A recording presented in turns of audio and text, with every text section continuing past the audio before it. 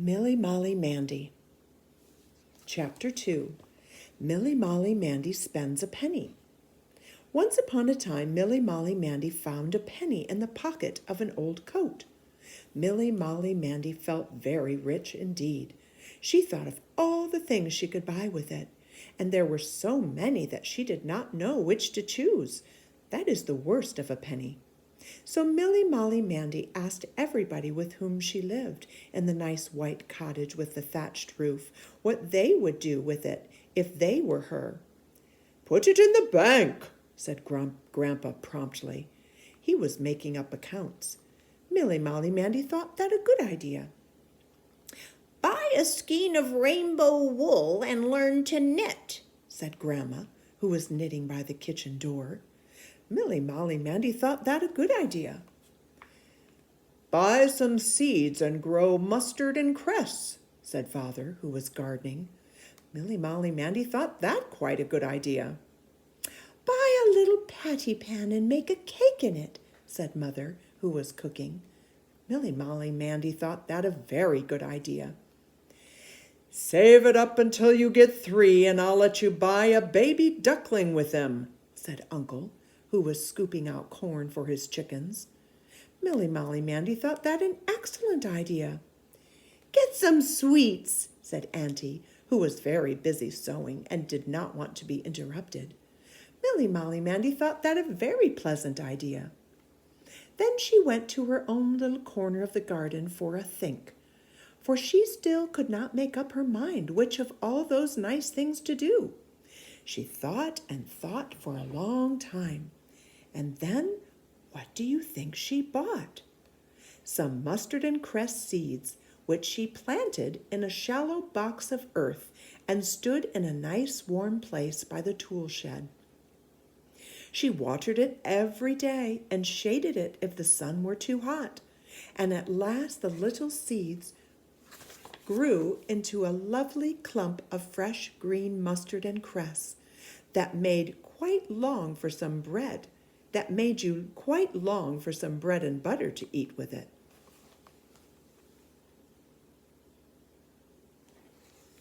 When it was ready to cut, Milly-Molly-Mandy went to Mrs. Moggs, their neighbor down the road, who sometimes had summer visitors.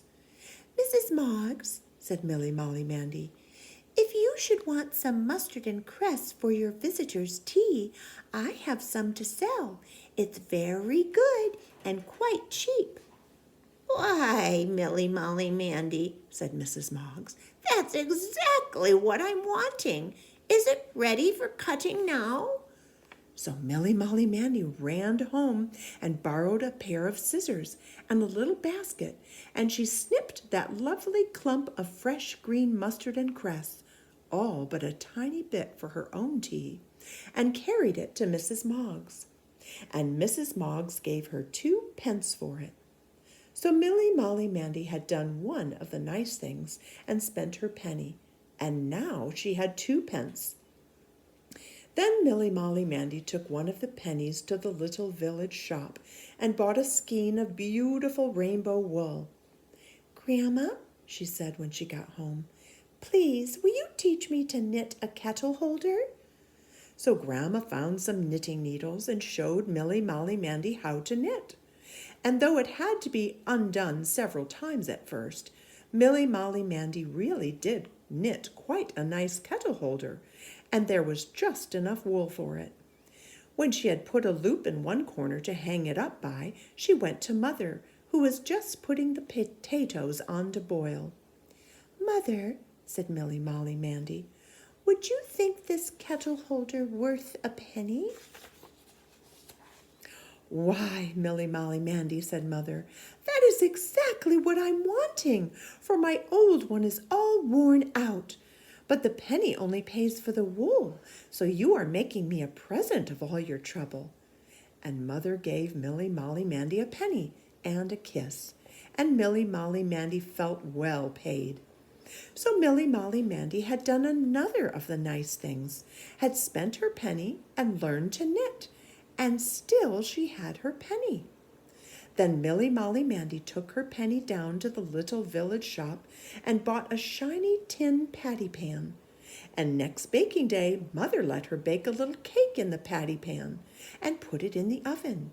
And it was such a beautiful little cake and so nicely browned that it seemed almost too good to eat.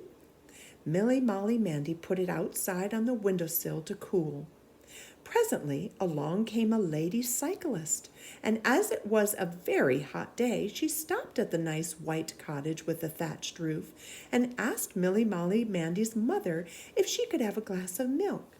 And while she was drinking it, she saw the little cake on the windowsill. And the little cake looked so good that the lady cyclist felt hungry and asked if she could have that too. Milly-Molly-Mandy's mother looked at Milly-Molly-Mandy, and Milly-Molly-Mandy gave a little gulp and said, "Yes." And the lady cyclist ate up the little patty cake, and she did enjoy it. When she had gone, Milly-Molly-Mandy's mother took up the pennies the lady cyclist had put on the table for the milk and the cake, and she gave one to Milly-Molly-Mandy because it was her cake. So Milly-Molly-Mandy had done yet another of the nice things and spent her penny, but still she had her penny. Then Milly-Molly-Mandy took her penny down to the little village shop and bought some sweets, lovely big aniseed balls that changed color as you sucked them. She would not eat one until she got home, and then she gave one to Grandpa and one to Grandma and one to Father and one to Mother and one to Uncle and one to Auntie. And then she found there were 6 for herself, so she ate them, and they were very nice. So Milly-Molly-Mandy had done another of the nice things and spent her penny, but she still had 1 penny from the mustard and cress.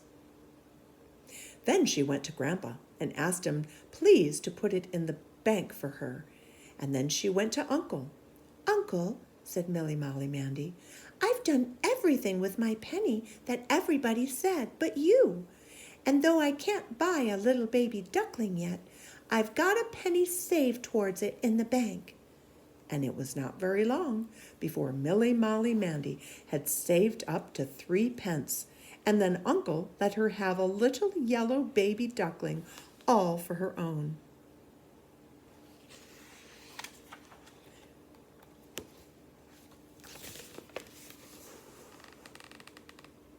That's Milly-Molly-Mandy finding the penny in her coat pocket.